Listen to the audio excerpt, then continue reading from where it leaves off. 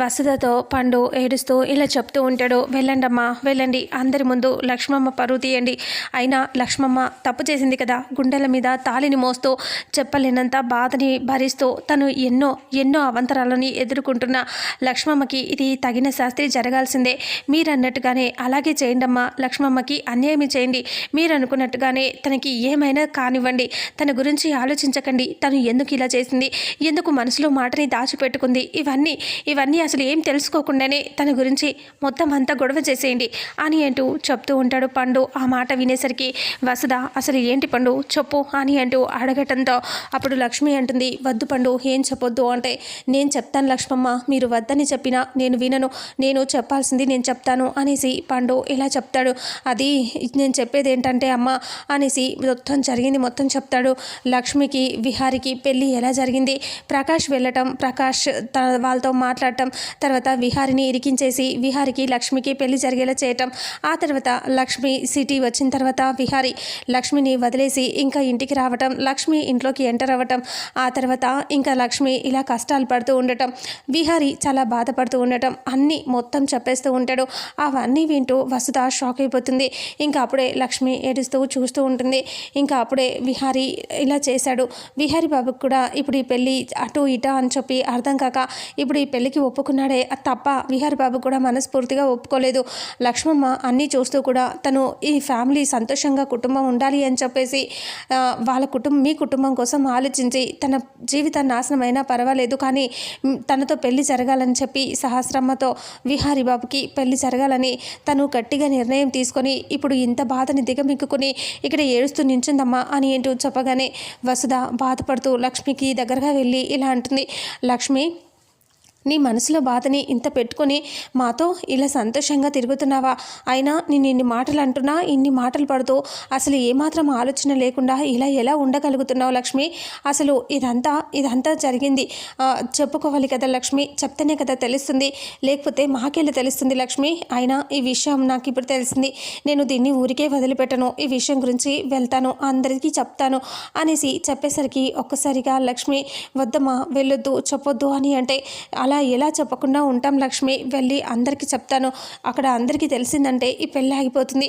విహారి నువ్వు సంతోషంగా ఉండొచ్చు, నీ గుండెల్లో ఇంత భారాన్ని మోస్తూ బాధని భరిస్తూ నువ్వు ఎలా ఉండగలిగావు లక్ష్మి, అసలు నాకే తట్టుకోలేకపోతున్నాను, వెళ్ళి నేను అందరికీ చెప్పేస్తాను అని అంటూ చెప్పగానే ఇంకా అప్పుడే వద్దు వెళ్ళొద్దు అని అంటూ ఇలా లక్ష్మి చెయ్యి పట్టుకుంటుంది. ఎందుకు వెళ్ళొద్దు, ఇప్పటికైనా నీ బతుకు బాగుండాలి, అక్కడ విహారి పెళ్ళి జరిగిపోతే మళ్ళీ నీకు జీవితం ప్రశ్నార్థకం అవుతుంది లక్ష్మి, నన్ను వెళ్ళనివ్వు అని అంటే, నేను వద్దని చెప్పటానికి ఇంకొక కారణం కూడా ఉందమ్మా అని అంటూ లక్ష్మి చెప్తుంది. లక్ష్మి వాళ్ళ అత్తయ్య తనని అమెరికా పెళ్లి సంబంధం చేసుకోమని నమ్మించి మోసం చేసి ఇలా ఇన్సల్ట్ చేస్తే బాధపడితే వాళ్ళ నాన్న అమెరికా సంబంధమే చూస్తానని చెప్పటం, ఆ తర్వాత వాళ్ళ నాన్నకి హార్ట్ అటాక్ రావటం, ఇంకా వీళ్ళు అమెరికాలోనే భార్యాభర్తలుగా ఉన్నారు అని చెప్పటం, ఇదంతా చూసి ఇంకా అదంతా చెప్తుంది లక్ష్మి. నేను ఇప్పుడు మా నాన్న దృష్టిలో పెళ్ళయి భార్యగానే ఉన్నాను, మళ్ళీ ఈ విషయాలు బయటపడితే చాలా దారుణాలు జరుగుతాయమ్మా, అందుకనే ఈ విషయాలు ఏవి నేను చెప్పట్లేదు అని ఏంటో లక్ష్మి అంటుంది. అప్పుడు వసుధ బాధపడుతూ, అయ్యో లక్ష్మి నీకు ఎంత కష్టం వచ్చింది లక్ష్మి, నువ్వు అనవసరంగా ఇన్ని బాధలు ఇవన్నీ తెలియక నేను చాలా ఇబ్బంది పెట్టాను, నన్ను క్షమించు లక్ష్మి, ఇప్పుడు ఏం చేద్దామంటే వద్దమ్మా ఈ పెళ్ళి జరగనివ్వు, మీ కుటుంబాలన్నా కలిసి సంతోషంగా ఉంటాయి, నా బతికేలాగో ఇలా అయిపోయింది, నేను ఈ విషయం గురించి ఎవరికి చెప్పదలుచుకోలేదు, మీరు కూడా ఎవరికి చెప్పొద్దమ్మా అని అంటూ చెప్తే లక్ష్మి అలా చెప్పిన మాటకి వసుధ అలా ఎలా, నీ జీవితం గురించి కూడా నువ్వు ఆలోచించుకోవాలి కదా అని అంటే, లేదమ్మా నా గురించి వదిలేసేయండి, మీరు ఈ విషయం గురించి చెప్పొద్దు అని అంటూ రిక్వెస్ట్ చేస్తూ చెప్తుంది లక్ష్మి. వసుధ సరే అని హక్ చేసుకొని, ఎంత బాధని దిగమింగుకుంటున్నావు లక్ష్మి, నువ్వు ఇంత గొప్ప దానివని తెలియక ఇంట్లో వాళ్ళు నిన్ను అపార్థం చేసుకొని ఎన్నో అవమానాలు పరుస్తున్నారు, కానీ నువ్వు ఈరోజు చేసిన ఈ గొప్ప పనిని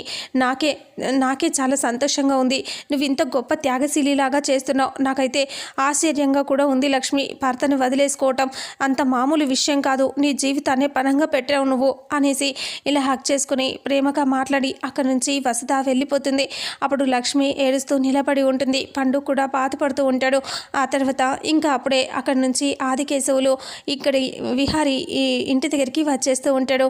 ఇంకా అదే పెళ్లి మండపానికి వస్తూ ఉంటాడు కదా, ఇక విహారీది సహస్ర సహస్రది పెళ్లి ఫోటో బ్యానర్కి పెద్దగా కనిపిస్తూ ఉంటుంది. ఇక అప్పుడు పండు సడన్గా అలా వస్తూ ఆదికేశవుల్ని చూస్తాడు. చూసి ఒక్కసారిగా షాక్ అయిపోతాడు. అమ్మో, ఈయన లక్ష్మి వాళ్ళ నాన్న, లక్ష్మమ్మ వాళ్ళ నాన్న కదా అని అనుకుంటూ అలాగే చూస్తూ నిలబడి ఉంటాడు. విహారీ బాబు గారు పెళ్ళికి వస్తున్నట్టు తనకి తెలియదు. విహారీ బాబు గారిని ఇక్కడ చూస్తే ఈ పెళ్ళి ఆగిపోతుంది అనేసి అటు ఇటు చూస్తూ ఉంటాడు. సడన్గా అటువైపు తిరిగి చూస్తే లక్ష్మి వేరే వాళ్ళతో మాట్లాడుతూ కనిపిస్తుంది. లక్ష్మమ్మ కూడా ఇక్కడే ఉంది. విహారీ బాబు గారు మండపానికి వస్తున్నారు. ఇప్పుడు ఈ ఆదికేశవులు ఇక్కడ వస్తున్నారు. అసలు ఏం జరుగుతుందో అని పండు అలాగే నిలబడి చూస్తూ ఉంటాడు. బ్యానర్కి దగ్గరగా వస్తాడు ఆదికేశవులు. అప్పుడే విహారీ వాళ్ళ బ్యానర్ కనిపిస్తూ ఉంటుంది. దాని పక్కకి వచ్చేసి ఇంకా పైన ఇలా క్లాత్ కట్టి ఉంటుంది కదా డిజైనర్గా, ఆ క్లాత్ అమాంతం వచ్చి విహారీ ఫేస్ మీద పడిపోతుంది. ఇంకా ఇలా వేలాడుతూ ఉంటుంది. ఇక ఫేస్ కనిపించకుండా ఉండటంతో ఇంకా ఆదికేశవులు అలా చూస్తాడు. సహస్రని చూస్తాడు. విహారీని చూస్తే ఫేస్ కనిపించదు. అక్కడ నుంచి ఆదికేశవులు లోపలికి వచ్చేస్తూ ఉంటాడు. లక్ష్మి దగ్గరికి వచ్చి పండు లక్ష్మమ్మ లక్ష్మమ్మ అంటే ఏంటి పండు అని అంటే అదిగో మీ నాన్నగారు వచ్చారు అని చెప్పగానే లక్ష్మి వాళ్ళ నాన్నని చూసి ఒక్కసారిగా షాక్ అయిపోతుంది. ఇదేంటి పండు, మా నాన్న ఇలా వచ్చారు అని అంటూ ఉంటే విహారీ బాబు గారు పెళ్ళికి వచ్చినట్టున్నారు లక్ష్మమ్మ, ఇప్పుడు కానీ ఇక్కడ చూశారు అంటే మేము నిన్ను చూసినా విహారీ బాబు గారిని చూసినా పెద్ద గొడవ అయిపోతుందమ్మా అని అంటూ చెప్పగానే లేదు పండు, ఈ పెళ్ళి జరగాలి అని లక్ష్మి టెన్షన్ పడుతూ చూస్తూ ఉంటుంది. అప్పుడే విహారీని అక్కడి నుంచి యమున అలా తీసుకొని వస్తూ ఉంటే అప్పుడు పండు చూసి అదిగో లక్ష్మమ్మ విహారీ బాబుని గారిని కూడా ఇప్పుడే ఇక్కడికి తీసుకొస్తున్నారు చూడు అని అంటే అప్పుడు సడన్గా అటువైపు తిరిగి చూస్తే లక్ష్మి చూడగానే విహారీని తీసుకొని వస్తూ ఉంటారు. విహారీ డల్గా బాధగా కనిపిస్తాడు. విహారీ ఫ్రెండ్ అక్కడ సహస్రాన్ని ఇక్కడ విహారీని పెళ్ళికొడుకు పెళ్లి కూతుర్ల ఫొటోస్ని తీస్తూ ఉంటాడు. ఇంకా విహారీ అలా వస్తూ ఉంటే ఆదికేశవులు లోపలికి వస్తూ ఉంటాడు. అప్పుడే అంబిక ఎదురవుతుంది. ఇంకా నమస్తే అమ్మ అంటే ఎవరు మీరు అని అంటూ అడగటంతో పెళ్ళికి బాగా ఏర్పాట్లు చేశారమ్మా, నేను కూడా నా కూతురు పెళ్ళికి ఇలాగే ఏర్పాట్లు చేశాను అని అంటూ చెప్తే అసలు ఎవరు మీరు అని అంటూ అంబిక అంటే అదే అమ్మా, నేను చీరలు నేసిన అతన్ని, ఇదిగో నువ్వు కట్టుకున్న చీర కూడా నేనే నేసానమ్మా అని చెప్పగానే ఓ అవునా అని అంటూ పెళ్ళికి వచ్చావా అంటే అవునమ్మా ఇలా వచ్చాను, కనిపించేసరికి లోపలికి వచ్చాను అంటే సరే ఏదో మూలన కూర్చుని భోజనం చేసి వెళ్ళిపో అని అంటూ అంబిక అంటుంది. ఇక్కడికి చాలా పెద్ద పెద్ద వాళ్ళు వస్తున్నారు అని చెప్పగానే ఆదికేశవులు మా ఊళ్ళో నేను కూడా చాలా పెద్ద మనిషినమ్మా అని చెప్తే అప్పుడు అంబిక అంటుంది సరే ఏదో ఒక ముళ్ళను కూర్చొని వెళ్ళమని చెప్తున్నా కదా అని సీరియస్గా చెప్పి వెళ్ళిపోతుంది. ఆదికేశవులు అలా చూసి ఏంటో అనేసి లోపలికి వెళ్ళిపోతాడు. ఇక విహారిని తీసుకొని వస్తూ ఉంటే ఆదికేశవులు అప్పుడే వెళ్ళి కూర్చుని చూస్తూ ఉంటాడు. విహారిని తీసుకెళ్ళి ఇలా పీటల మీద కూర్చోబెడతారు. అప్పుడు విహారి వైపు చూడకుండా ఆదికేశవులు పక్కనే ఉన్న వాళ్ళతో మాట్లాడుతూ ఉంటాడు. లక్ష్మి దూరం నుంచి చూసి టెన్షన్ పడుతూ ఉంటుంది. అమ్మో నాన్న ఏంటి విహారి గారిని చూసేస్తాడో ఏంటో, విహారి గారు అక్కడే ఉన్నారు, విహారీ గారిని చూశాడు అంటే పెద్ద గొడవ అయిపోతుంది, ఇప్పుడు నేనేం చేయాలి అని లక్ష్మి టెన్షన్ పడుతూ ఏం చేయలేకపోతున్నానే అని బాధపడుతూ ఉంటుంది. ఇంకా అప్పుడు ఆదికేశవులు పక్కన వాళ్ళతో బాగా మాట్లాడుతూ ఉంటాడు. ఇంకా విహారీ అలా కూర్చొని ఉండటం వసుధ అక్కడే విహారీ వెనకాల నిలబడి ఉంటుంది. ఆదికేశవుల్ని చూస్తుంది. చూసి లక్ష్మి వైపు చూస్తే లక్ష్మి టెన్షన్ పడుతూ కనిపిస్తుంది. ఆదికేశవుల్ని చూసేసరికి ఆదికేశవులు అక్కడే ఉండి పక్కన వాళ్ళతో మాట్లాడుతూ ఉంటాడు కదా. అప్పుడు వసుధ ఏం చేయాలో అర్థం కాక ఇంకా ఒక క్యాప్కి ఫ్లవర్స్ ఉన్న క్యాప్ తీసుకొని విహారీ ఫేస్కి పెడుతుంది. అందరూ షాక్ అయిపోతారు. సహస్ర, అంబిక్, పద్మాక్షి వాళ్ళు అందరూ చూస్తారు. అప్పుడు పద్మాక్షి ఏంటి ఇలా పెడుతున్నావు అని అంటూ అడగటంతో అక్క నేను మొన్న ఒక పెళ్ళికి వెళ్ళాను, అక్కడ చూస్తే ఫేస్కి ఇలాగే పెట్టారు, చాలా ముచ్చటగా అనిపించింది, అందుకే విహారీకి పెడదామని పెట్టాను అంతే అని అంటూ వస్తా అంటుంది. ఓ అవునా అని అంటే అవును అని చెప్తుంది. ఇంకా అలా తనకు ఫేస్కి అలా పెట్టిన తర్వాత ఇక్కడేమో ఆదికేశవులు మాట్లాడుతూ ఉంటే వసుధ ఆదికేశవులను అక్కడి నుంచి పంపించాలని అక్కడి నుంచి వచ్చేస్తుంది. స్టేజ్ మీద నుంచి కిందకి వచ్చేసరికి ఆదికేశవులు కూర్చొని ఉంటాడు కదా. ఆదికేశవుల దగ్గరికి వచ్చి నమస్తే చెప్తుంది. ఎప్పుడు వచ్చారు అంటే ఇందాకనే వచ్చానమ్మా అని అంటూ చెప్పగానే ఓ అవునా అని అంటే అవునమ్మా మీకోసం ఇక్కడి దాకా వచ్చాను, నేను ఇలా వెళ్తూ ఉంటే పెళ్ళి జరుగుతున్నట్టు అనిపించింది, అందుకే ఇక్కడికి వచ్చాను నేను అని ఆదికేశవులు అంటారు. అప్పుడే వసుధ అవునా సరే మీరు భోజనం చేశారా లేదో రండి భోజనం చేదురు కానీ అని అంటే లేదమ్మా ఇప్పుడే ఏం చేయను తర్వాత తింటాను అనేసి ఆదికేశవులు అంటాడు. అలా అనేసరికి లేదు నేను చెప్పేది మీరు వినండి పక్కకి రండి భోజనం చేదురు కానీ అని అంటూ చెప్పగానే ఇంకా తింటానమ్మా అంటే సరే అని అంటుంది. ఆ తర్వాత విహారీకి బాబు తాళి కట్టు అని అంటూ ఉంటే ఇంకా అప్పుడే పక్కకి వెళ్ళిపోతాడు ఆదికేశవులు. ఇంకా అలా వెళ్ళినప్పుడు ఫోన్ రింగ్ అవుతూ ఉంటుంది. గౌరీ అలా కూర్చుని రాజీతో ఇలా అంటుంది, మీ పెద్దనాన్న అంటే ఇలా వెళ్ళిపోయాడు, ఆ ప్రకాష్తో వెళ్ళి మనకి ఫోన్ కూడా చేయట్లేదు, ఫోన్ చేసినా లిఫ్ట్ చేయట్లేదు అని అనుకుంటూ ఉంటే ఒక్కసారి మళ్ళీ చేయి పెద్దమ్మా అంటే సరే అని ఫోన్ చేస్తుంది. ఫోన్ రింగ్ అవుతూ ఉంటుంది. పక్కనే ఉన్న అమ్మాయి వచ్చి చూసి అంకుల్ మీ ఫోన్ రింగ్ అవుతుందని ఆదికేశవులకు చెప్తే ఆదికేశవులు ఓ సరే అని చెప్పి ఫోన్ లిఫ్ట్ చేసి ఇక్కడ అంతా సౌండ్ ఉంది కదమ్మా అందుకే వినిపించలేదు అని నవ్వుతూ ఉంటాడు.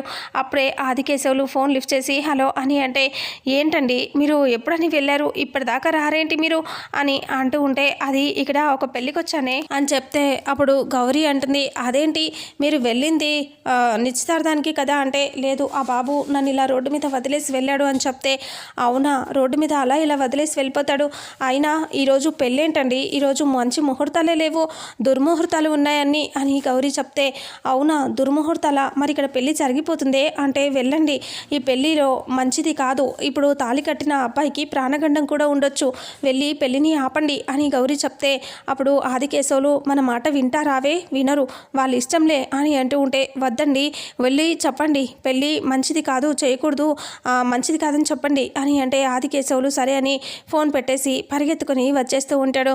అప్పుడు బాబు తాళి కట్టు అమ్మాయి మెల్లో అంటే విహారి తాళి తీసుకొని సహస్రని చూస్తూ ఉంటాడు. సహస్ర నవ్వుతూ చూస్తూ ఉంటుంది. సహస్ర మెల్లో తాళి కట్టబోతూ ఉంటాడు. ఇలా ఒక ముడి వేసేసరికి అక్కడికి పరిగెత్తుకుని ఆదికేశవులు ఆపండి ఈ పెళ్ళి ఆపండి అని వచ్చేస్తాడు. ఆదికేశవులు అలా వచ్చేసరికి అందరూ అటువైపు చూస్తారు.